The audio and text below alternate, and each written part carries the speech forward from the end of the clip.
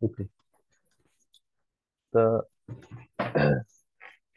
Good evening to all of you. आफ्टरनूनच्या लेक्चरमध्ये आपण पार्किन्सोनिझमचा मॅनेजमेंटचा इनिशियल पार्ट डिस्कस केला होता. त्यामध्ये पार्किन्सोनिझम चे sign symptom, pathophysiology of parkinsonism आणि classifications regarding drugs useful in the treatment of parkinsonism हे आपण पाहिलं होतं. आणि लिओडोपा जो ड्रग आहे तो डिटेल मध्ये डिस्कस केला होता. त्यानंतर आपण लिओडोपा कार्बिडोपा कॉम्बिनेशन का यूज केलं पाहिजे ते डिस्कस केलं होतं. आणि त्याचे ऍडव्हान्टेजेस आपण पाहिले होते. आणि ह्या कॉम्बिनेशनमुळे कोणते प्रॉब्लेम्स रिझॉल्व्ह होणार नाही, रॅदर ऍसेंच्युएट होतील, तेही गोष्ट आपण डिस्कस केली होती. आता डोपामिनर्जिक सिस्टीमवर जे ड्रग ऍक्ट होत आहेत, एक लिओडोपा आहे, प्रिकर्सर ऑफ डोपामाइन. आणि त्याच्याबरोबर आपण पेरिफेरल डोपा डिकार्बोक्झिलेज इन्हिबिटर, कार्बिडोपा किंवा बेन्झाराझाइड यूज करतो. त्यानंतर डोपामाइन अगोनिस्टिक ड्रग आपण यूज करू शकतो. ब्रोमहेक्झिन, ब्रोमोक्रिप्टिन आहे त्यात. ब्रोमहेक्झिन, ब्रोमोक्रिप्टिन आहे, रोपिनिरॉल आणि प्रॅमिपेक्झोल आहे. तर हे झाले dopamine agonist. Bromocriptine ergot alkaloid आहे आणि नॉन अर्गोट अल्कोलाइड्स मध्ये रोपिनिरॉल आणि प्रॅमिपेक्झोल आहे. त्यानंतर डोपामाइनचं मेटाबॉलिझम इनहिबिट करणाऱ्या ड्रग्स मध्ये माऊ इनहिबिटर, त्यात सेलिजिलिन आणि रासाजिलिन आहे. आणि कॉम्ट इनहिबिटर, त्यात टोलकॅपन आणि एंटाकॅपन आहे. आणि डोपामाइन फॅसिलेटर, त्यामध्ये अमेंटॅडिन आहे. ते ड्रग आता आपण डिस्कस करणार आहे. हे सर्व ड्रग डोपामिनर्जिक सिस्टीमवर ऍक्ट होतात. तर डोपामाइन अगोनिस्टिक ड्रगची मेकॅनिझम ऑफ ऍक्शन काय आहे, की as a name suggests, dopamine agonists. These are the drugs which produce agonistic effect on dopamine receptor. So these dopamine agonists act on the dopamine receptor present in the striatum and produce action similar to that of dopamine. तर हे drug आपण use करू शकतो, लिओडोपा ऐवजी ही use करू शकतो. तर त्याचे काही ऍडव्हान्टेजेस काय आहेत ते आपण पाहणार आहोत. तर लिओडोपासाठी आपण पाहिलं होतं मेटाबॉलिक कन्व्हर्जन गरज होतं. त्यात लिओडोपा डोपामाइन मध्ये कन्वर्ट व्हायचा आणि मग ते डोपामाइन ऍक्ट व्हायचा. तसं डोपामाइन अगोनिस्टला मेटाबॉलिक कन्व्हर्जनची गरज नसते. आणि हे डोपामाइन अगोनिस्ट डायरेक्टली जाऊन स्ट्रायटम मध्ये डोपामाइन रिसेप्टरवर अगोनिस्ट म्हणून कार्य करतात. ते रिसेप्टरला बाइंड होता आणि ते डोपामाइन सारखे ऍक्शन प्रोड्यूस करतात, म्हणून त्यांना आपण डोपामाइन अगोनिस्टिक ड्रग असं म्हणतो. आपण पाहिलं होतं लिओडोपाच्या ऍक्शन साठी सर्व्हायवल डोपामिनर्जिक न्यूरॉन्स इम्पॉर्टंट होते. लिओडोपा दिल्यानंतर ब्रेन मध्ये गेल्यानंतर तो नायग्रोस्टाइडल न्यूरॉन जे आहेत सर्व्हायवल त्यामध्ये जात होता. डोपामाइन मध्ये ते कन्व्हर्जन होत होतं आणि डोपामाइन व्हेसिकल मध्ये स्टोअर होत होता आणि जेव्हा गरज पडेल तेव्हा तो रिलीज होत होता. परंतु डोपामाइन अगोनिस्ट हे डायरेक्टली डोपामाइन रिसेप्टरवर ऍक्ट होणार आहे. त्यामुळे सर्व्हायवल न्यूरॉन्सचा नंबर यांच्या ऍक्शनसाठी महत्वाचा नाही. म्हणजे लिओडोपामध्ये जे fluctuation in the response side effect long term use केल्यानंतर होत होता, त्यात wearing of, on off effect येत होते, ते इफेक्टचे चान्सेस डोपामाइन अगोनिस्टिक बरोबर लिओडोपापेक्षा जास्त असतील तर कमी असतील? कमी असतील. कमी असतील. कारण याला नंबर ऑफ, हे जे फ्लक्च्युएशन इन द रिस्पॉन्स का व्हायचं, विअरिंग ऑफ इफेक्ट किंवा ऑन ऑफ इफेक्ट का व्हायचं, कारण जे सर्व्हायव्हिंग न्यूरॉन्स आहे डोपामिनर्जिक, त्यांचा नंबर जसं डिसीज प्रोग्रेस होतो तसं कमी व्हायचा. आणि सर्व्हायव्हिंग न्यूरॉन्स डोपामाइन लिओडोपाच्या ऍक्शन साठी महत्वाचे होते. तिथं डोपामाइन मध्ये लिओडोपा डोपामाइन मध्ये कन्वर्ट होऊन स्टोअर होत होता. पण सर्व्हायव्हिंग न्यूरॉनचा नंबर डोपामाइन अगोनिस्टसाठी महत्वाचा नाही, कारण ते डायरेक्टली डोपामाइन रिसेप्टरवर ऍक्ट होत आहे. त्यांना कुठं स्टोअर व्हायची गरज नाही. त्यामुळे जरी डिसीज प्रोग्रेस झाला, surviving neuron number of dopaminergic neuron कमी जरी झाले, तरी पण यांच्या ऍक्शनवर काही फरक पडत नाही. म्हणजेच जर सर्व्हायव्हिंग न्यूरॉन नंबर कमी झाला तर लिओडोपाचा एक साइड इफेक्ट दिसून यायचा. आपण ते पाहिलं होतं, फ्लक्च्युएशन इन द रिस्पॉन्स. त्यात wearing on on off effect द्यायचं दिसून यायचा. तर डोपामाइन अगोनिस्टिक ड्रग बरोबर हे जे फ्लक्च्युएशन इन मोटार रिस्पॉन्स जो हे आहे साइड इफेक्ट, तो कमी प्रमाणात दिसून येतो. लिओडोपा बरोबर तो जास्त दिसून येतो. लक्षात आलं हे? हम्म. ओके. हो सर. हम्म. ओके. त्यानंतर लिओडोपाची ऍक्शन ही शॉर्ट ऍक्ट साठी होती, त्यामुळे त्यांना त्याचं जे आहे त्याची ड्युरेशन ऑफ ऍक्शन शॉर्ट होती. डोपामाइन अगोनिस्ट हे लॉंग ऍक्टिंग आहे आणि त्यांना ऑन ऑन इफेक्ट कमी आहे. लिओडोपापेक्षा हे ड्रग जास्त बेटर टॉलरेटेड आहे आणि यांना मोर सिलेक्टिव्ह ऍक्शन आहे. नेक्स्ट जो इम्पॉर्टंट पॉइंट मी तुमच्याशी डिस्कस करणार आहे, ते दुपारच्या लेक्चर मध्ये आपण केलेला नाहीये, तो मी आता डिस्कस करत आहे की इडिओपॅथिक पार्किन्सोनिझम म्हणजे त्याचा एक्झॅक्ट कॉज माहीत नाही असं आपण म्हणतो. आणि दुसरा प्रकार आहे ड्रग इंड्यूस पार्किन्सोनिझम. तर इडिओपॅथिक पार्किन्सोनिझम मध्ये जे सबस्टेन्शिया नायग्रा किंवा नायग्रोसाइडल ट्रॅक्ट असेल, तिथले डोपामिनर्जिक न्यूरॉनचं न्यूरो डिजनरेशन होतं. तर ते का होतं हे एक्झॅक्ट कॉज क्लिअर नाही, त्यामुळे त्याला इडिओपॅथिक पार्किन्सोनिझम म्हणतात. पण काही प्रोबेबल थिअरी आहेत. त्यात एक थिअरी अशी आहे की जे फ्री रॅडिकल्स बनतात, ओके, ते फ्री रॅडिकल्स जर बनले त्या एरियामध्ये, तर हे फ्री रॅडिकल्स डोपामाइनर्जिक न्यूरॉनचं डिजनरेशन करतील. म्हणजे free radical generation is one of the cause for neuro degeneration, अशी एक थिअरी आहे. लक्षात आलं तुमच्या हे? पण न्यूरो सर येस सर. हे फ्री रॅडिकल्स कशापासून बनणार? हा, मी तेच सांगतोय. केमिकल. हा, हा, जे फ्री रॅडिकल्स बनताय ना, तर हे फ्री रॅडिकल्स काही रिएक्शन्स मध्ये तिथं तयार होऊ शकतात. ओके. आता ते मी तुमच्याशी डिस्कस करतोय. फक्त एक लक्षात घ्या की this is one of the risk factor, okay, for for neuro degeneration, generation of free radicals. Okay. तर काही रिएक्शन्स मध्ये हे फ्री रॅडिकल्स तयार होतात. आता यामध्ये तुम्हाला लक्षात ठेवायचं आहे की जे डोपामाइन आहे, ओके, डोपामाइनचं मेटाबॉलिझम कोणत्या एन्झाईम थ्रू होतं? माऊ आणि COMT. सीओएमटी, बरोबर. तर ह्या डोपामाइनच्या मेटाबॉलिझम जे होतं त्यावेळेसही फ्री रॅडिकल्स तयार होतात.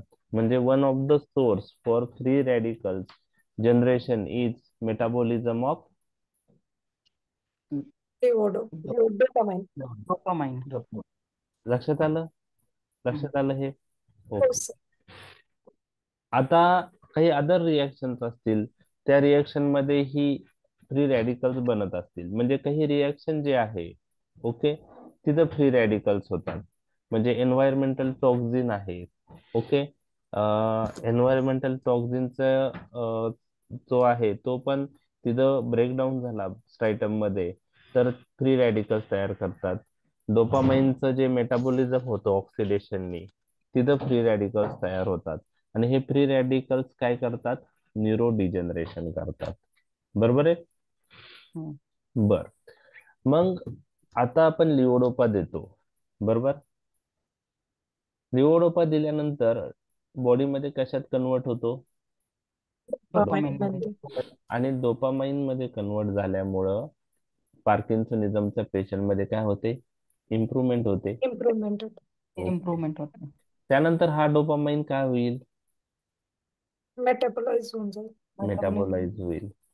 मग जर मेटाबोलाइज झाल्या आणि त्यावेळेस जर फ्री रॅडिकल्स बनले, बरोबर आहे, तर न्यूरो डिजनरेशनचा जो म्हणजे जे सर्व्हायव्हिंग न्यूरॉन आहे त्यांचं न्यूरो डिजनरेशन काय होऊ शकतं?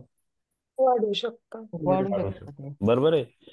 तर हम्म. हा एक लिओडोपाचा ड्रॉबॅक म्हणून कन्सिडर होतो की लिओडोपा हा डोपामाइन मध्ये कन्वर्ट होतो, पण डोपामाइनचे मेटाबॉलिझम म्हणजे जास्त, तर लिओडोपा दिल्यानंतर डोपामाइन मध्ये कन्वर्ट झाल्यावर डोपामाइनची लेवल वाढेल, त्यामुळे त्याचं मेटाबॉलिझम वाढेल, बरोबर आहे. मेटाबॉलिझम वाढलं तर फ्री रॅडिकल जनरेशन होऊ शकतं. म्हणजेच विथ लिओडोपा कार्बिडोपा थेरपी मध्ये जर rate of neuro degeneration of surviving न्यूरॉनचा विचार केला तर तो जास्त असतो. मग याच्याशी आपण डोपामाइन अगोनिस्ट कम्पेअर करूया.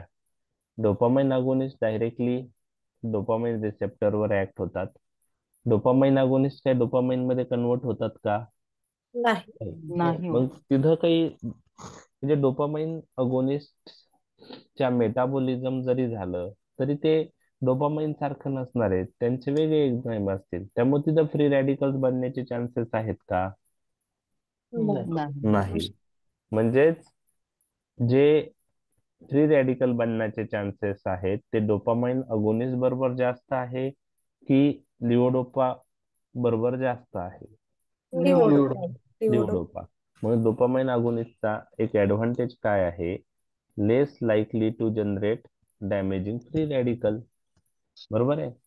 त्यामुळं रेट ऑफ न्यूरो डिजनरेशन जे सर्व्हायव्हिंग न्यूरॉनचं आहे ते लिओडोपा कार्बिडोपा थेरपीमध्ये जास्त फास्ट होईल का डोपामाइन अगोनिस्टच्या थेरपीमध्ये जास्त फास्ट होईल? लिओडोपा कार्बोडोपा मध्ये फास्ट एवढं होईल. फास्ट होईल, बरोबर आहे. म्हणजे डिसीज प्रोग्रेशन फास्ट होईल आणि इथं तेवढी फास्ट होणार नाही. लक्षात आलं? ओके. आता डोपामाइन अगोनिस्ट हे लॉंग ऍक्टिंग आहेत, बरोबर आहे. आणि सर्व्हायव्हिंग न्यूरॉनला त्यांची नंबर ऑफ सर्व्हायव्हिंग न्यूरॉन किती आहेत त्याच्यात त्याचं म्हणजे नंबर ऑफ सर्व्हायव्हिंग न्यूरॉन त्यांच्या ऍक्शन साठी महत्वाचे नाही. त्यामुळं as compare to levodopa carbidopa therapy motor fluctuation किंवा ऑन ऑफ इफेक्टचे चान्सेस हे डोपामाइन अगोनिस्ट बरोबर काय असतील? कमी असतील. कमी. ओके. आता ह्या सर्व गोष्टी मी तुमच्याशी डिस्कस केल्यात डोपामाइन अगोनिस्टच्या. आता एक ड्रॉबॅक मी तुमच्याशी डिस्कस करतोय. जे बिहेव्हरल डिसऑर्डर आहेत, ओके, ते लिओडोपा पेक्षा म्हणजे सायकॅट्रिक जे डिसऑर्डर होते लिओडोपा बरोबर दिसून येते, तसेच ते डोपामाइन अगोनिस्ट बरोबर दिसून येऊ शकतात जर ते लिम्बिक सिस्टीमवर डोपामाइन अगोनिस्ट बाइंड झाले डोपामाइन रिसेप्टरला, तर तिथं पण डोपामाइन सारखी ऍक्शन ते प्रोड्यूस करून सायकॅट्रिक सिमटम्स दाखवू शकतात. ओके. तर सायकॅट्रिक साईड इफेक्टचा जर विचार केला तर लिओडोपा आणि डोपामाइन अगोनिस्ट मध्ये कंपॅरिझन केलं तर overall psychiatric side effects are more with dopamine agonist than levodopa. म्हणजे on effect levodopa carbidopa combination बरोबर चान्सेस जास्त होते डोपामाइन अगोनिस्ट पेक्षा. आणि सायकॅट्रिक साईड इफेक्ट कोणाबरोबर जास्त आहे? Dopamine dopaminergic agonist agonist. बरोबर. एनर्जिक हा. अगोनिस्ट बरोबर. म्हणजे आता हे कंपॅरिझन आपण डिटेल मध्ये करतो, इतकं कुणी तुम्हाला एक्झाम मध्ये डोपामाइन अगोनिस्ट विचारणार पण नाही. ओके. त्याचप्रमाणे जे डे टाइम स्लीप याच्याबरोबर दिसून येत होती लिओडोपा कार्बिडोपा डोपामाइन अगोनिस्ट बरोबरही डे टाइम स्लीप दिसून येते. त्यामुळं हे ड्रग देताना आपण पेशंटला ऍडवाइस करू शकतो नॉट टू ड्राईव्ह, कारण डे टाइम स्लीपीनेस असेल तर ड्राईव्ह करणं डिफिकल्ट जाऊ शकतं. आता जे बिहेव्हिअरल इफेक्ट्स यांच्यामध्ये दिसून येत होते, ओके, त्यामध्ये काही कॅरेक्टरिस्टिक डोपामाइन अगोनिस्टचे साईड इफेक्ट दिसून येतात. पहा, इम्पल्सिव्ह शॉपिंग. इम्पल्सिव्ह शॉपिंग म्हणजे काय? खूप जास्त शॉपिंग करतो. शॉपिंग करतात. ओके. आता हे एक नॅचरल पण असू शकतं काही जणांमध्ये, पण इम्पल्सिव्ह शॉपिंग हा एक ऍडव्हर्स इफेक्ट दिसून येतो. काहींना सवय असते आहे ॲमेझॉन किंवा याच्यावरून नेहमी ऑर्डर करायची, तर काही जणांना ड्रगचा साईड इफेक्ट पण असू शकतो, इम्पल्सिव्ह शॉपिंग, नंतर बेटिंग, ओके, त्यानंतर बेटिंग करणं, ओके, सट्टा लावून गॅम्बलिंग, हे काही बिहेव्हिअरल इफेक्ट्स डोपामाइन अगोनिस्ट बरोबर दिसून येतात. त्याचप्रमाणे इनअप्रोप्रिएट सेक्शुअल ओव्हर ऍक्टिव्हिटी ही डोपामाइन अगोनिस्ट बरोबर दिसून येते. तर हे कंपॅरिझन आपण पाहिलंय. ऑन ऑफ इफेक्ट चे चान्सेस कमी आहेत, पण बिहेव्हिअरल साईड इफेक्ट जास्त आहेत. जास्त आहे. ओके, ठीक आहे. आता एक्झाम्पल मध्ये ब्रोमोक्रिप्टिन आहे.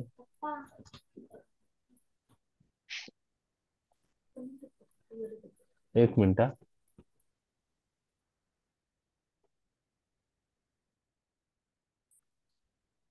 आता ब्रोमोक्रिप्टिन, रोपिनेरॉल, प्रॅमिपेक्झॉल हे डोपामाइन अगोनिस्ट आपण पार्किन्सनिझम मध्ये यूज करतो. ब्रोमोक्रिप्टिन हा अर्गो डेरिव्हेटिव्ह आहे आणि रोपिनेरॉल, प्रॅमिपेक्झॉल हे नॉन अर्गो डेरिव्हेटिव्ह आहे.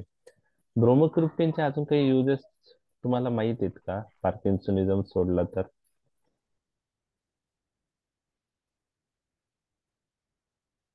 मिल्क सिक्रेशन कमी करणं. ओके, मिल्क सिक्रेशन कमी. Prolactin secretion inhibition. Milk okay, prolactin secretion inhibit करतं ते, त्यामुळं मिल्क सिक्रेशन सप्रेस मध्ये यूज करण्यासाठी बंद करायला. ते यूज करतो. त्याचप्रमाणे ग्रोथ हार्मोनचं रिलीज पण कमी होतं, त्यामुळे ॲक्रोमेगॅली मध्ये आपण तो यूज करू शकतो. आणि आता classification of anti diabetic drug मध्ये तुम्ही ब्रोमोक्रिप्टिन ऐकलंय का ना? Yes sir. ऐकलंय? ओके. येस हो सर. सर. हा. हा, तर हा, त्यामध्ये आता यूज क्लिअर म्हणजे day to day clinical practice मध्ये diabetes point of view use होत नाही, पण centrally acting anti diabetic drug असं त्याचं म्हणजे क्लासिफिकेशन मध्ये आहे. ओके, D2 अँटागोनिस्ट, तर त्यातही तो यूज होतो. म्हणजे हे काही युजेस आहे ब्रोमोक्रिप्टिनचे. ओके, तर आता ब्रोमोक्रिप्टिन विषयी डिटेल मध्ये कोणी तुम्हाला विचारणार नाही, जस्ट आपण knowledge point of view discuss करत आहोत की it is a Ergo derivative आहे, having agonistic effect on D2 receptor and partial agonist or antagonistic effect on D1 receptor. तर हा D2 agonistic effect आहे आणि स्ट्रायटम मध्ये आपल्याला D2 agonistic effect पाहिजे असतो. ऍडव्हर्स इफेक्ट काय आहे डोपामाइन याचे? डोपामाइन अगोनिस्टचे vomiting, hallucination, hypotension, nasal stuffiness. Nasal stuffiness, तर यांना नेझल स्टफीनेस म्हणजे काय आहे की अल्फा ब्लॉकिंग प्रॉपर्टी असते अर्गो डेरिव्हेटिव्हला. तुम्ही अल्फा ब्लॉकरच्या क्लासिफिकेशन मध्ये पण अर्गो डेरिव्हेटिव्ह पाहिले असतील, तर अल्फा ब्लॉकिंग प्रॉपर्टीमुळं व्हॅसोडायलिटेशन झाल्यामुळे नेझल स्टफीनेस होतो. त्यानंतर mark fall in BP with first dose has occurred in some patients, especially those on antihypertensive. Postural hypotension हा सेंट्रल इफेक्ट आहे. ओके, जसं लिओडोपा सेंट्रली ऍक्ट झाल्यामुळं डोपामाइन मध्ये कन्वर्ट झाल्यामुळं सेंट्रल सिम्पॅथेटिक आउटफ्लो कमी करत होता, तसंच हे डोपामाइन अगोनिस्ट पण सेंट्रल सिम्पॅथेटिक आउटफ्लो कमी करतील. आणि ब्रोमोक्रिप्टिन जर प्रोलॉंग यूज केला तर प्लुरल इफ्युजन किंवा रेट्रोपेरिटोनियल फायब्रोसिसचे चान्सेस आहे. आता अर्गो डेरिव्हेटिव्ह जे आहेत ब्रोमोक्रिप्टिन सारखे, ते डिजिटल व्हॅसोस्पाझम करून गँग्रीनही करू शकतात. तर this adverse effect is not seen with non ergo derivative like ropinirole, pramipexole. म्हणजे अर्गो डेरिव्हेटिव्ह जे आहेत bromocriptine, they may responsible for digital vasospasm leading to gangrene. Okay, आता तुम्हाला वाटलं असेल की आता अल्फा ब्लॉकिंग ऍक्शन मुळे काय होत होतं, व्हॅसो डायरेक्टेशन होणार. हा, मग इथे डिजिटल व्हॅसोस्पाझम होत आहे ना अर्गो डेरिव्हेटिव्हचं ब्रोमोक्रिप्टिन. तर हे कसं होतं, बरोबर आहे? डिजिटल व्हॅसोस्पाझम म्हणजे डिजिटलला ज्या ब्लड व्हेसल सप्लाय करतात त्याचं काय झालं, स्पाझम. तर this action is through serotonin receptor. This action is through serotonin receptor. तर अर्गोट डेरिव्हेटिव्ह जे आहेत ते डिजिटल व्हॅसोस्पाझम करून गँग्रीन करू शकता ब्रोमोक्रिप्टिन सारखे. नॉन अर्गोट डेरिव्हेटिव्ह रोपिरिनॉल किंवा प्रॅमिपेक्झॉल हे डिजिटल व्हॅसोस्पाझम करत नाही, त्यामुळे गँग्रीनचे चान्सेस त्या ड्रग बरोबर नाहीत. 1.25 mg आपण स्टार्ट करतो ब्रोमोक्रिप्टिन आणि 5 mg TDS पर्यंत वाढवू शकतो. एक्झाम मध्ये कोणी तुम्हाला हे विचारणार नाही. त्यानंतर नॉन अर्गो डेरिव्हेटिव्ह मध्ये कोणते ड्रग आहे? रोपिनिरॉल आणि प्रॅमिपेक्झॉल. Primipixel. पुढे यूज होतो का अजून ह्या ड्रगचा? रोपिनिरॉलचा रेस्टलेस लेग सिंड्रोम मध्ये रेस्ट लेग सिंड्रोम मध्ये यूज. ओके, मग क्लिनिकल प्रॅक्टिस मध्ये तुम्ही पाहिलाय रोपिनिरॉलचा यूज? नाही सर, हे नाही होत सर, हे ड्रग्ज यूज. नाही होत. ओके ओके, मग रेस्टलेस लेग सिंड्रोम असेल तर काय यूज होतं? गाबापेंटिन का प्रिगॅबेलिन? किंवा असं तो पहिले गोष्ट प्रिगॅबेलिन, कारण ती कंडिशन डायग्नोस होणं पहिले महत्वाचं आहे. Restless leg syndrome. Okay. Non ergot derivative मध्ये प्रॅमिपेक्झॉल आणि रोबिरिनॉल आहे. ते डिजिटल व्हॅसोस्पाझम करत नाही. ओके, बेटर टॉलरेटेड ड्रग आहे ब्रोमोक्रिप्टिन पेक्षा. काही जीआयटी साईड इफेक्ट आहे आणि आपण जेव्हा स्टार्ट करतो तेव्हा लो डोसने स्टार्ट करतो, ग्रॅज्युअली इन्क्रीज करतो.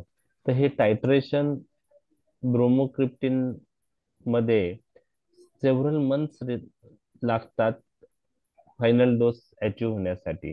हळूहळू वाढवतो, परंतु प्रॅमिपेक्झॉल रोपिनिरॉल 1 ते 2 आठवड्यात आपण थेरपेटिक डोस अचीव करू शकतो. तर आता आपण day to day clinical practice मध्ये रोपिनिरॉल प्रॅमिपेक्झॉल प्रेफर करतो ब्रोमोक्रिप्टिनवर. ओके, आता हे डिटेल मध्ये आपण डिस्कस केलं आहे. साईड इफेक्ट जे लिओडोपाचे होते त्याच्याशीच रिलेटेड साईड इफेक्ट आहे पहा. Nausea, dizziness, hallucination. आता हे डिझिनेस का होतं? पोस्चरल हायपोटेन्शन मुळे. त्यानंतर हॅल्युसिनेशन बिहेव्हिअरल साईड इफेक्ट मध्ये तुमच्याशी मी डिस्कस केलं. Impulsive shopping, betting, gambling, inappropriate sexual activity, excessive day time sleepiness. We have to advise the patient not to drive. Okay, आणि डोसेस शेड्यूल रोपिनिरॉल प्रॅमिपेक्झॉलचं इथं मेन्शन केलेलं आहे. Pramipexole is 2 times more potent than propinerol, so dose required is less. Okay. आता माऊ बी inhibitors, त्यामध्ये सेलिजिलिन आहे आणि रासाजिलिन आहे. आवाज येतोय ना? हो सर, येतोय. हो सर. ओके. तर we use MAO-B inhibitor in the treatment of Parkinsonism. MAO-B enzyme is preferentially responsible for metabolism of dopamine.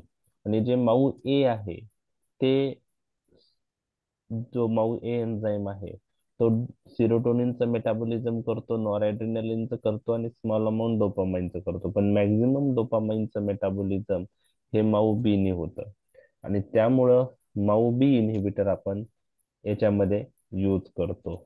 Mau B inhibitor.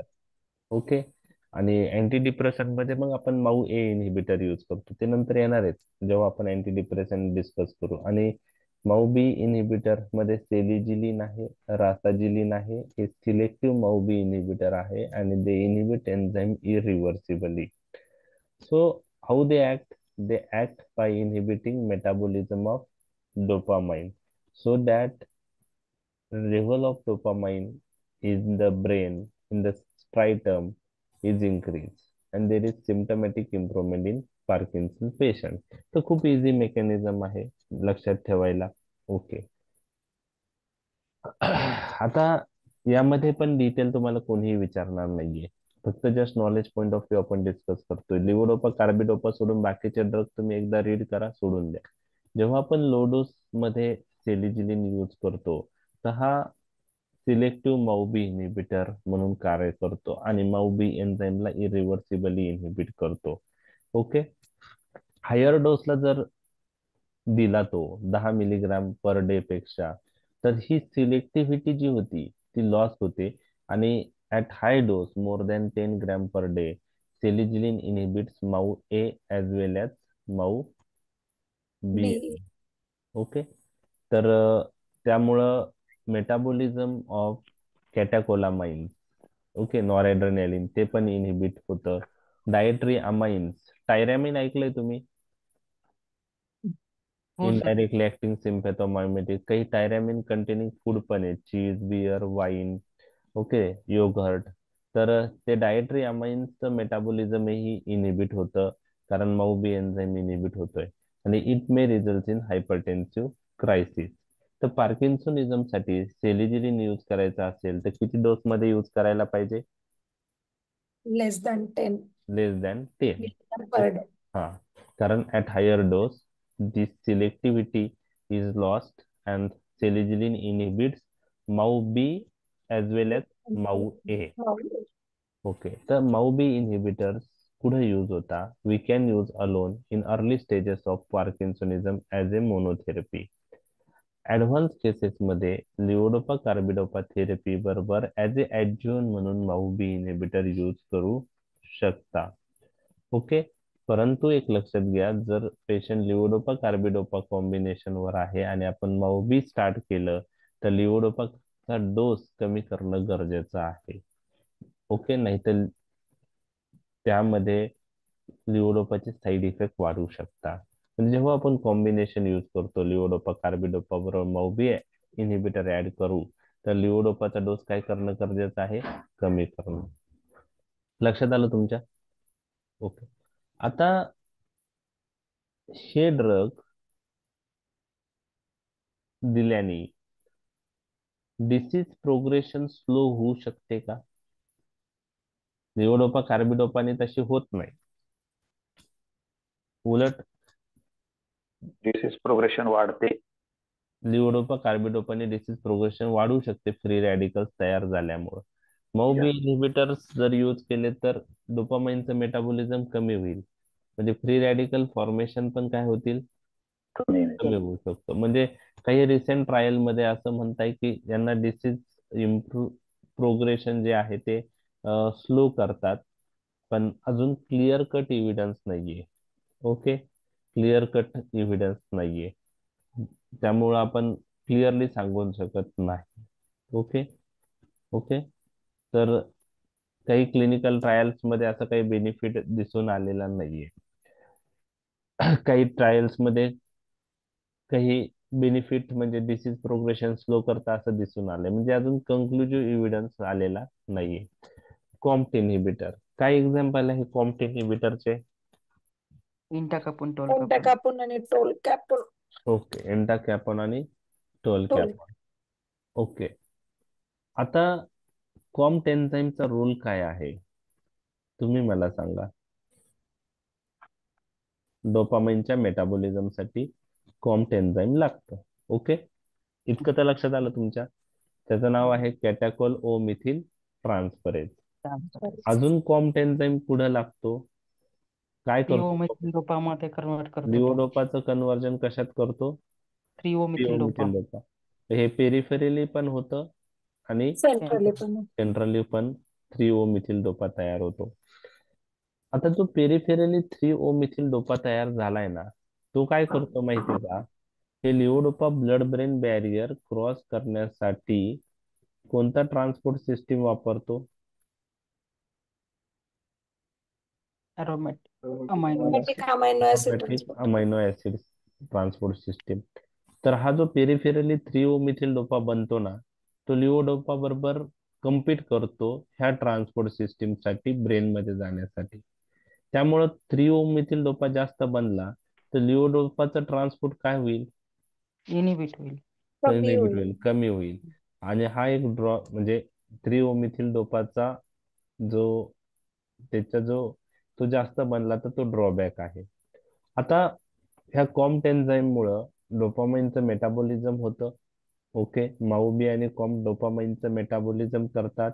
Okay, homo व्हॅनिलिक acid मध्ये कन्वर्ट होतो तो, आणि कॉम्ट एन्झाईम पेरिफेरली लिओडोपाचं कन्वर्जन 3 ओ methyl डोपामध्ये करतो आणि सेंट्रलही लिओडोपाचं conversion 3 ओ methyl डोपामध्ये करतो. बरोबर आहे? आता सेंट्रली जर 3 ओ मिथिल डोपामध्ये कन्वर्ट झाला तर लिओडोपा डोपामाइन मध्ये कन्वर्ट होण्यासाठी कमी राहू शकतो. बरोबर आहे? तर ती एक गोष्ट आहे. आता एक कॉम्ट इनिबिटर आहेत, त्यामध्ये कोणकोणते एक्झाम्पल आहे?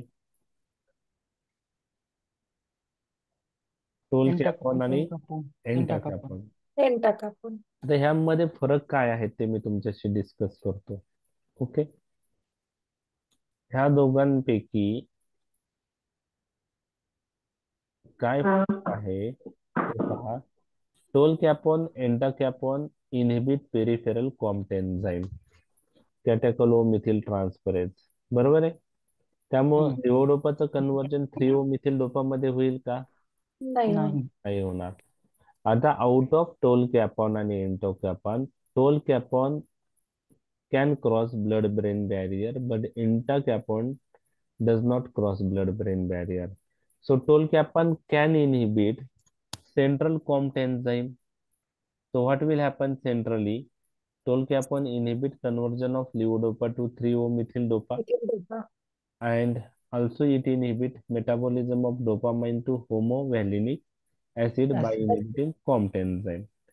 तर ह्या दोघांपैकी पॉवरफुल ऍक्शन कोणाची असेल? टोलकॅपॉनची. टोलकॅपॉनची. टोलकॅपॉनचे असेल. ओके, तर टोलकॅपॉन पेरिफेरली लिओडोपाचं कन्व्हर्जन 3O मिथिल डोपामध्ये इनहिबिट करतो, त्यामुळं levodopa blood brain barrier easily cross करू शकतो, कारण 3O मिथिल डोपा नाही बनला तर ती कॉम्पिटिशन खतम होऊन जाईल ॲरोमॅटिक अमिनो ऍसिड ट्रान्सपोर्टरच्या लेवलवरची, त्यामुळं more levodopa enter in to the brain. Okay, हे तर आहेच. प्लस टोलकॅपॉन ब्रेनमध्ये डोपामाइनचं काय करतो? मेटाबॉलिझम इनहिबिट करतो. इनिबिट करतो. म्हणजे टोलकॅपॉन ची दोन ऍक्शन ठिकाणी. ही पेरिफेरली पण आहे आणि सेंट्रली पण आहे, पण एंटाकॅपॉनची ऍक्शन कुठं आहे? फक्त पेरिफेरी. पेरिफेरली. आता क्लिनिकल प्रॅक्टिस मध्ये ह्या दोघांपैकी कोणता ड्रग कॉमनली यूज होतो? तर एंटाकापॉन. yes, entacapone is more commonly more it is the preferred COMT inhibitor if we want to start, because tolcapone is associated with, okay, associated with liver side effect, fetal hepatitis आणि रॅब्डोमायोलायसिस टोलकॅपॉन बरोबर दिसून आलेत काही ठिकाणी.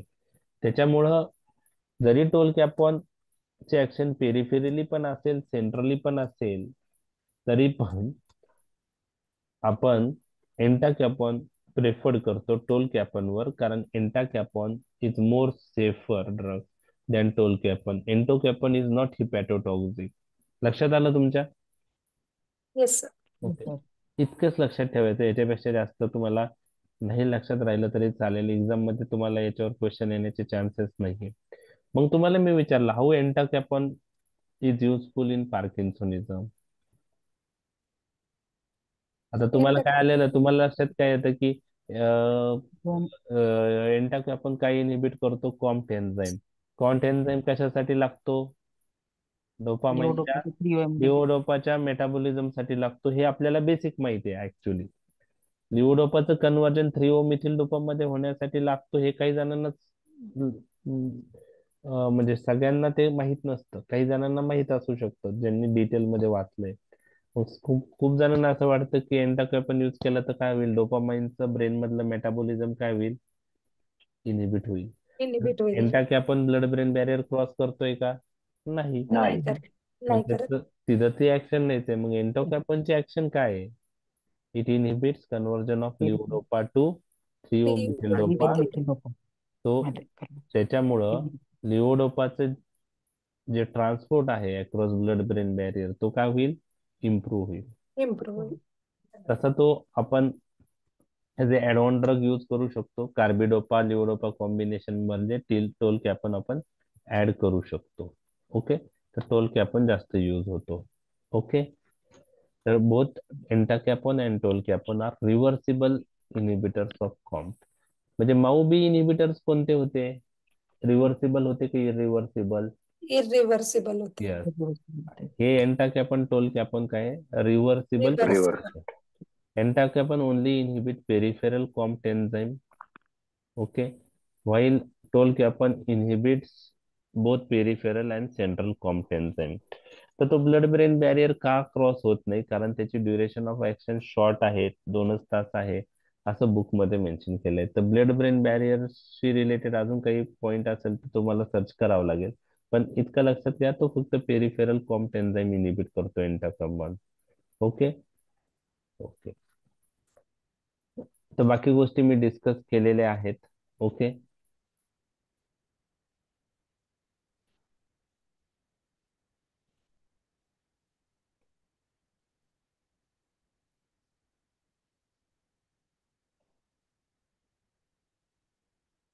हे sir ते अमेंटॅडिन काय करतं सर? कसं करतं? अमेंटेडिन आता नेक्स्ट येईल ना. अच्छा. आता हे पहा, टोलकॅपोन इज असोसिएटेड विथ लिव्हर टॉक्झिसिटी, त्याला अक्यूट फेटल हिपॅटायटिस आणि रॅब्डोमायलायसिस आहे. एंटोकॅपोन इज नॉट रिस्पॉन्सिबल फॉर हिपॅटोटॉक्झिसिटी. तरी टोलकॅपोन हा मोर पॉवरफुल आहे, सेंट्रली ऍक्ट होतो, पेरिफेरल ऍक्ट होतो. टोलकॅपोन मोर पोटेंट पण आहे, टोलकॅपोन लॉंगर ऍक्टिंग पण आहे एंटाकॅपोन पेक्षा. इतके सारे ऍडव्हान्टेजेस आहे टोलकॅपोनचे. परंतु क्लिनिकल प्रॅक्टिस मध्ये आपण काय प्रेफर करतो? एंटाकॅपोन. कारण Entacapone. टोलकॅपोनचा जो इम्पॉर्टंट ऍडव्हर्स इफेक्ट आहे, अॅक्यूट फेटल हिपॅटायटिस, म्हणजे हिपॅटायटिस जो आहे तो फेटलच असतो, आणि rhabdomyolysis, breakdown of the okay, muscle protein. त्यामुळं एंटाकॅपन आपण प्रेफर करतो. Entacapone is not responsible for hepatotoxicity. Okay. Okay. जर कॉम्ट इनिबिटर आपण ऍड केला लिओडोपा कार्बिडोपा कॉम्बिनेशन मध्ये, तर लिओडोपाचे ऍडव्हर्स इफेक्ट वाढू शकतात. Nausea, vomiting, dyskinesia, postural hypotension, hallucination. त्यामुळं लिओडोपाचा डोस कमी करणं गरजेचं आहे. जसं मऊ बी इनिबिटर बरोबर मी डिस्कस केलं तसंच आहे. Diarrhea is another prominent adverse effect. It is less with entacapone. Okay. Yellowish discoloration of urine is seen with COMT inhibitor. And acute fetal hepatitis seen only with tolcapone. Rhabdomyolysis is seen with tolcapone. Okay. COMT inhibitor are mainly used in advanced cases of Parkinsonism as a adjuvant to levodopa carbidopa. Early cases of parkinsonism मध्ये ते use होत नाही. MAO inhibitors आपण early cases मध्ये monotherapy म्हणून use करू शकतो, आणि लेट केसेस मध्ये आपण लिओडोपा कार्बिडोपा बरोबर कॉम्बिनेशन मध्ये पण यूज करू शकतो. पण कॉम्ट इनिबिटर आपण फक्त ऍडव्हान्स केसेस मध्येच यूज करतो, अर्ली केसेस मध्ये यूज करत नाही. एक्झॅक्ट रिझन क्लिअर नाही. ओके. आता अमेंटेडिन नावाचा ड्रग जो आहे, अमेंटेडिन हा ऍक्च्युली अँटीव्हायरल ड्रग आहे, आणि ऍक्सिडेंटली त्याला अँटी पार्किन्सोनिझम प्रॉपर्टी आहे असं दिसून आले. मग प्रोबेबल मेकॅनिझम कोणते आहेत त्याच्या? एक्झॅक्ट मेकॅनिझम क्लिअर नाही. प्रोबेबल मेकॅनिझम काय आहेत? तर याला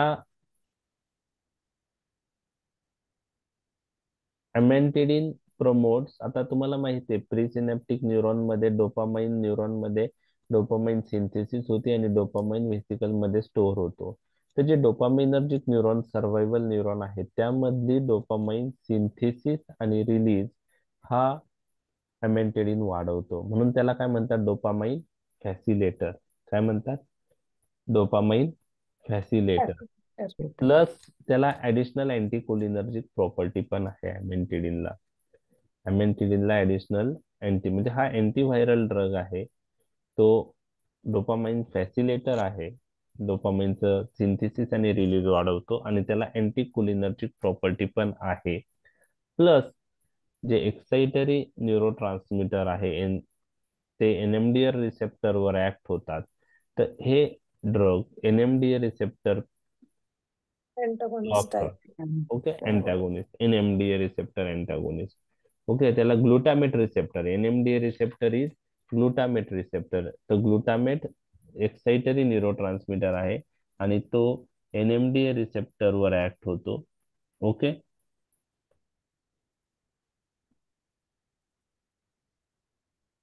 okay.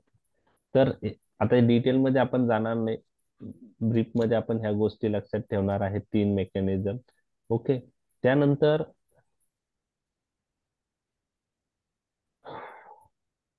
amantadine acts rapidly, but it has lower efficacy than levodopa.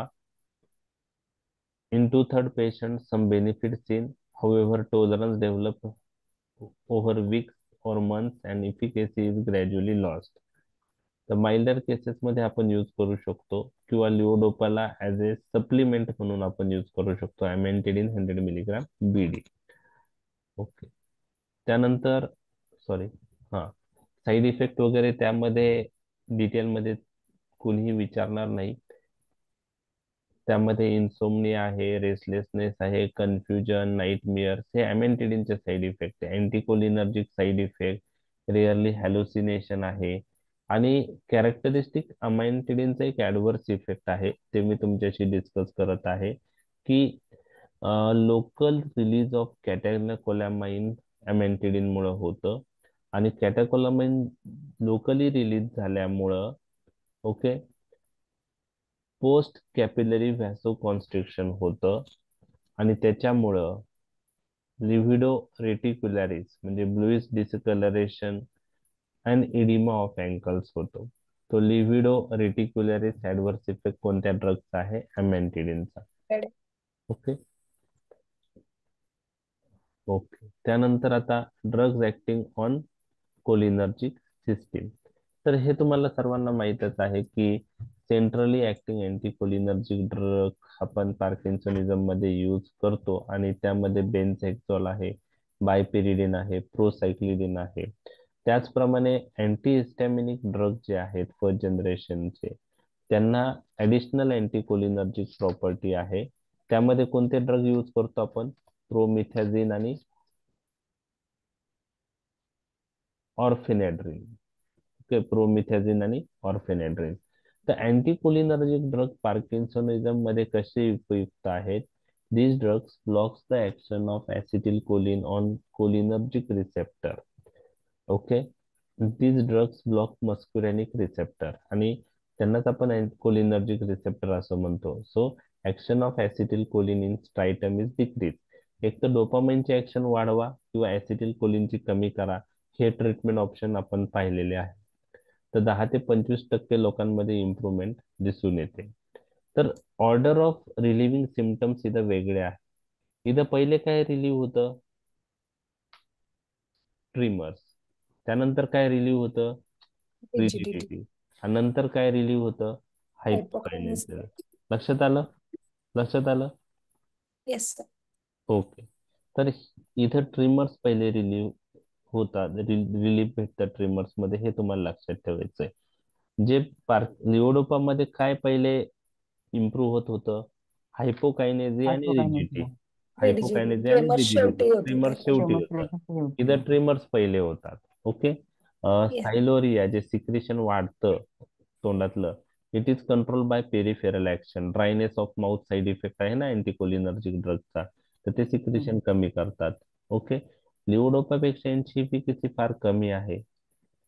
फक्त काय आहे की ते इनएक्सपेन्सिव्ह आहे, साईड इफेक्ट कमी आहे. माइल्ड फॉर्म ऑफ पार्किन्सोनिझम मध्ये आपण इनिशियल स्टेजला यूज करू शकतो, परंतु याचा सर्वात महत्वाचा यूज आहे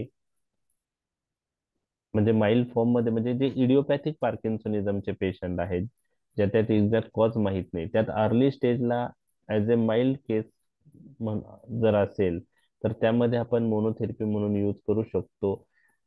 आणि ऍडव्हान्स स्टेज मध्ये आपण लिओडोपा बरोबर कॉम्बिनेशन मध्ये यूज करू शकतो. Okay.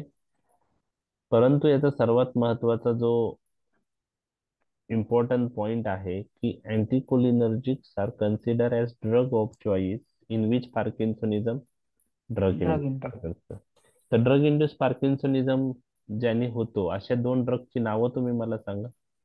मेटाक्लोप्रोमाइड.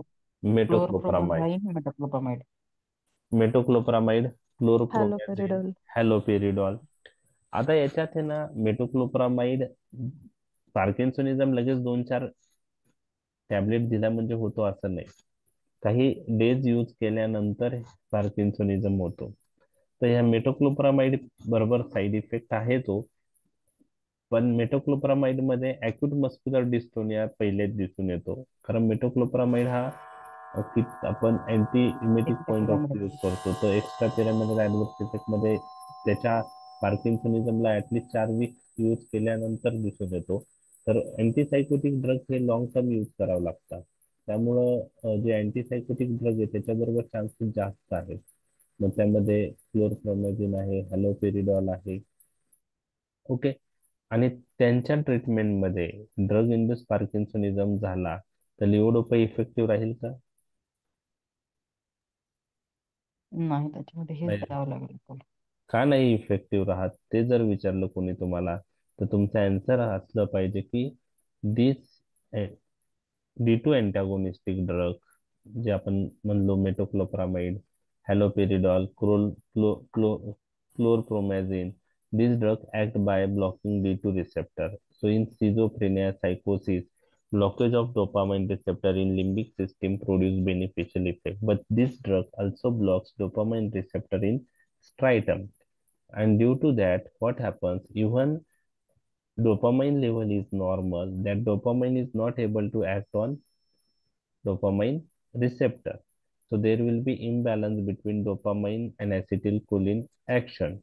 So in that case, levodopa is not effective because levodopa, if we use, it will convert into dopamine, but that dopamine is not available, not able to act on dopamine receptor because these are blocked by D2 antagonist. Okay, so we can't use that drug. So another way is to decrease action of acetylcholine. So anticholinergic drug we use to decrease level of the action of acetylcholine on muscarinic receptor. So anticholinergic consider as drug of choice in drug-induced Parkinsonism. Benzhexol, byperidine. बेन्झहेक्झोलला दुसरं नाव काय आहे? Try ट्रायहेक्झिफेनिडिन. So बायपिरिडिन use करू शकतो, बेन्झहेक्झॉल use करू शकतो, किंवा first generation अँटीहिस्टॅमिनिक्स जसं आहे ते यूज करू शकतो. पण अँटीकोलिनर्जिक जास्त आपण यूज करतो. अँटीहिस्टॅमिनिक्स हॅव्हिंग अँटीकोलिनर्जिक प्रॉपर्टी पण आपण यूज करू शकतो, जसं प्रोमिथॅझिन किंवा ऑर्फिनेड्रिन आपण पाहिलं होतं क्लासिफिकेशन मध्ये. तर पार्किन्सोनिझमचं बेसिक ट्रीटमेंट आपण कम्प्लीट केलेली आहे. Pharmacology point of view complete केलेला आहे. समजलंय? Yes sir. त्यात तुम्ही साईड इफेक्ट ऑफ अँटीकोलिनर्जिक ड्रगचे टाकू शकतात. कोणते साईड इफेक्ट आहेत अँटीकोलिनर्जिक ड्रगचे? Dryness dryness of of mouth, mouth, dry, dryness of mouth, constipation, difficulty, urinary retention, Retention, blurring of vision. vision. Photophobia, okay, photophobia. Blurring of vision, okay. Tension, constipation. Okay.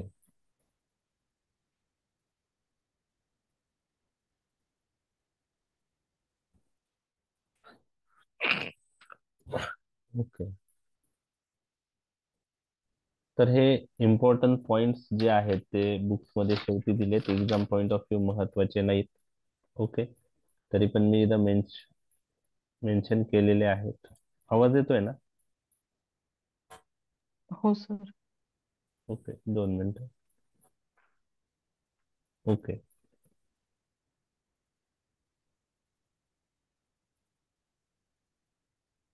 तर काय point आहे important?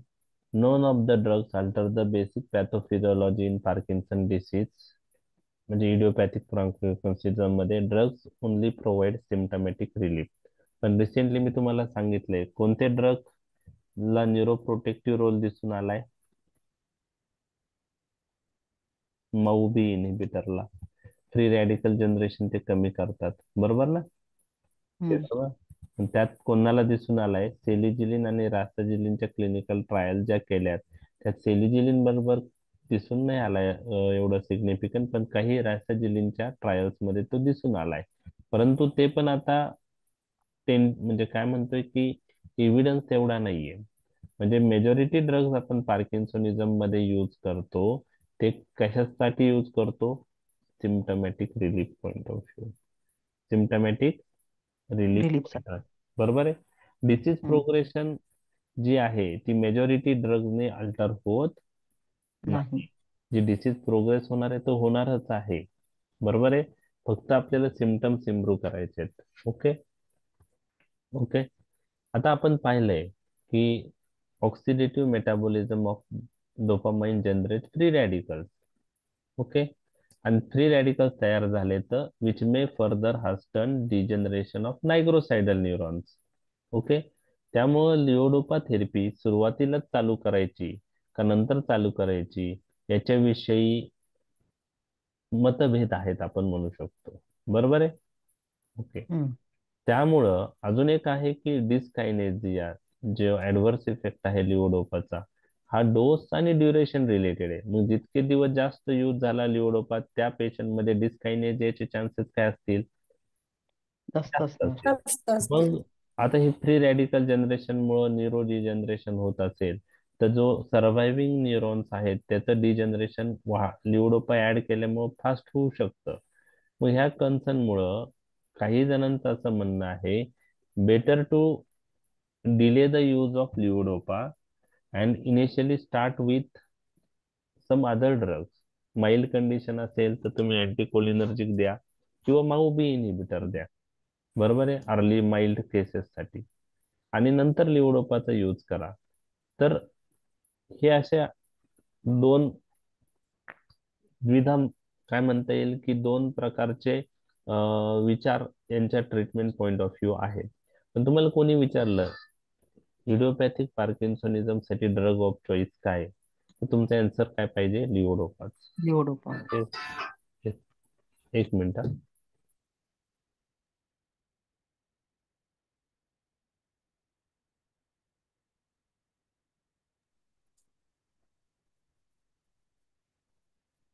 Okay. आता initially आपण एका ड्रगने start केल्यानंतर काही दिवसांनी disease progress झाला तर कधी कधी आपल्याला दोन ड्रगची गरज पडू शकते. तर combination of levodopa with a decarboxylase inhibitor मग त्यात कार्बिडोपा यूज करू शकतो किंवा benserazide increases efficacy of levodopa and reduces early but not late complication. So according to guidelines, levodopa always used in combination with either carbidopa or benzodiazide, Benzodiazide.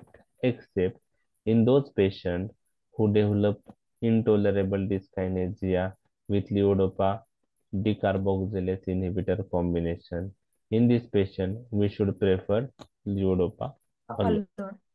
In advanced cases, levodopa carbidopa can be combined with other drugs like MAO-B inhibitor or COMT inhibitor or dopamine agonist. एक minute हा.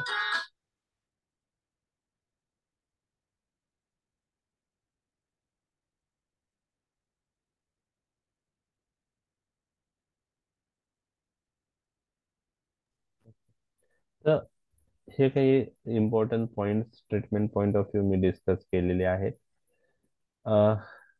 पेशंटची counselling फार महत्वाची आहे. Counselling as a part हे आहे कारण पेशंटला काही वेळेस depression loss of interest in life असतं. त्यामुळे सायकोलॉजिकल काउन्सलिंग ही आपण पेशंटला देऊ शकतो. त्याचप्रमाणे बाकी काही ट्रीटमेंट मोडेलिटी आहेत पार्किन्सोनिझम मध्ये. काही exercise point of view physiotherapy point of view आपण काही गोष्टी करू शकतो. त्याचप्रमाणे अदर ट्रीटमेंट ऑप्शन्स मध्ये आता ते मी डिटेलमध्ये तुमच्याशी डिस्कस केलेले नाहीये. सर्जिकल थेरपी पण आता आलेली आहे. त्यात डीप ब्रेन स्टिम्युलेशन किंवा पॅलिओडोटोमी थॅलॅमोटोमी ह्या काही प्रोसिजर केल्या जातात. स्पीच थेरपी आपण देऊ शकतो कारण स्पीच अफेक्ट झालेलं असतं. स्वॅलोविंग डिफिकल्टी असेल तर स्वॅलोविंग साठी आपण अ, अ, काही इन्स्ट्रक्शन पेशंटला देऊ शकतो. ओके. त्यानंतर फिजिओथेरपी आहे. ते तर तुमच्याशी मी डिस्कस केले. रेग्युलर एक्सरसाइज जसं वॉकिंग स्विमिंग. स्विमिंग फार महत्वाचं. Golf dancing. पेशंटचं प्रेफरन्स कोणते आहेत पेशंटची ॲबिलिटी काय आहे म्हणजे जे मुवमेंट्स आहेत ते व्यवस्थित राहण्यासाठी. ओके. स्ट्रेचिंग किंवा स्ट्रेंथनिंग एक्सरसाइज आपण फिजिओथेरपीच्या देऊ शकतो. ओके. त्यानंतर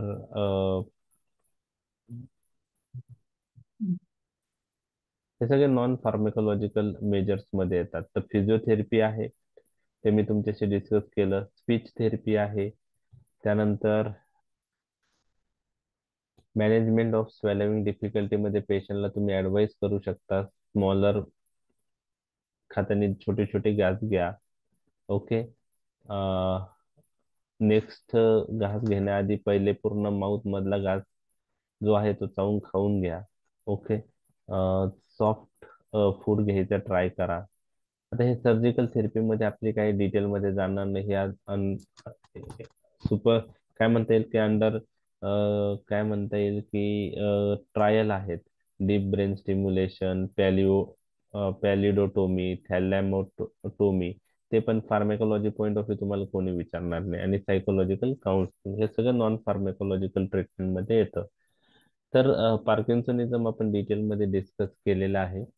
राहिलेलं आता जे टॉपिक्स आहेत त्यामध्ये मी उद्या सिलेक्टिव्ह हिप्नोटिक 3 वाजता घेईल. 3 ते 5 मध्ये आपण घेऊया. आणि